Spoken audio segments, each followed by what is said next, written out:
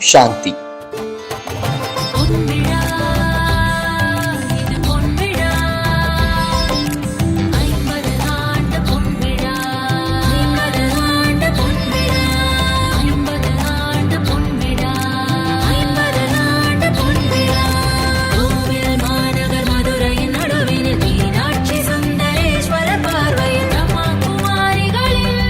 ஜனவரி மாதம் 25ஆம் தேதியில் தமுக்கம் மைதானத்தில் மாலை 4 மணிக்கு அனைவரும் வாரீர், அனுமதி இலவசம்.